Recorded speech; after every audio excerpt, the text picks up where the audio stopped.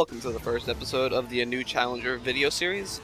This is a video series focusing on covering the various topics for people that are either new to fighting games or getting into the genre, trying to get better at it in general. So it's going to be covering concepts that are a little bit more broad, rather than specific videos focused either on characters or on specific games. So the concepts themselves, yes, will be rather broad. They will be able to apply to a variety of different games, and each individual video will actually cover and focus on a specific game that either I feel best represents this concept, or in my opinion is a game that I would really like to promote or represent.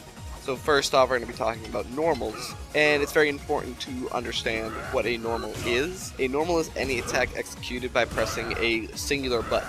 They are denoted on any kind of character like a move list by the button that you press to execute the attack. They have specific names or like maybe shorthand names. In a 6-button fighter, generally you'll have your light punch, medium punch, your various intensities of punch and kick, sometimes referred to as jab, strong, fierce, short. They might have a different name depending on the game. Some games have 6-button layouts, some games have 4, there are 5-button layouts, there are even 3-button layouts. As many layouts as there are normals to fill that, and they fit that category. You also have specific unique types of normals. We're going to cover these later in the video, but I'll give you the names now. You have crouching normals, which are normals that are input in a crouching state. You have your jumping normals, and these can have kind of 2 different varieties. You have your neutral jumps, which is just jumping straight up into the air. You're not giving any direction, you're just going straight up in the air. And then you have your angled jumps, which is a jump, obviously, going in a direction, either a forward jump or a backward jump. The reason we separate these is in some games you actually might have a different animation and a different normal in that air depending on if it was just a neutral jump or if it was a directional jump. We'll talk about that in a little bit, but right now we're going to be talking about the basics of normals. Normals can be identified by their range, how fast they are, and how safe they are. Generally, the lighter a normal, the faster it is, the safer it is if it actually, maybe you missed it or you hit them but they blocked it, but it also tends to do less damage. Canceling a normal is one of the core ways you get into combos, and a cancel is inputting another move during the animation of a move that's currently going on to cancel the rest of that move's animation into the next move. You'll see that a lot when people refer to something called a hit confirm, which is when you hit the opponent with a normal and then go into a special move off of that. This is very important for players not to just throw out special moves willy-nilly, because a lot of times a special move is much more punishable than the preceding normal would have been. So identifying that your move has hit and then going forward with your combo is generally a much safer way to play the game. You also have specific normals that are referred to as command normals.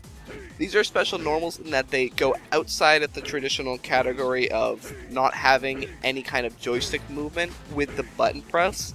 Command normals are single direction inputs, so forward or backwards, alongside a single button push. In most 2D fighters, not everyone will have a command normal, and they are not universal inputs because of this. Instead, you'll have specific characters that will have a command normal that tend to have different properties than your regular normals. They may instead hit either high or have a secondary characteristic such as being a launcher to put the enemy up into the air for specific aerial combos or setups.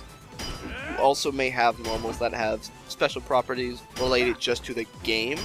Maybe they're incredibly frame advantage, which we'll talk about later when we actually cover frame data, and that can be used for different setups and different kind of mind games and different things you can do with that. But they are still referred to as command normals. Depending on the game, though, they may also be referred to as unique attacks. This is generally just in Street Fighter. In 3D fighters, generally you'll have a lot of command normals just because of the way that they handle their button inputs, and that's something that's specific to 3D fighters in general, so that's a more specific concept, but it's something to realize when you're looking at inputs. Maybe you'll have a button in a single direction. That's generally referred to as command normal.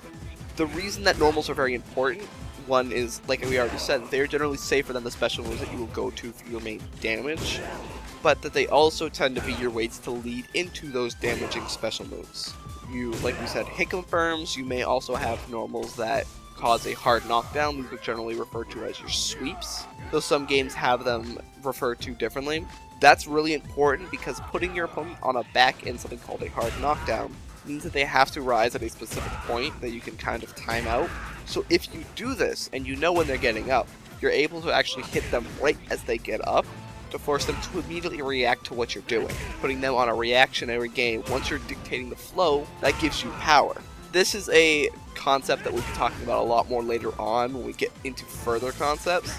But having an idea of what your normals can do and how powerful they are, how safe they are, it's a really good indicator of how good a character is. And then knowing that, you can know what moves to throw out when, which will let you be safer overall and lead into your damage more consistently and get more damage overall in your combos. Alright, that's it for this video. The next video will be covering special moves and the different properties and things that they could do within those. Alright, we'll see you next time for a new challenger, and as always, enjoy playing fighting games, guys.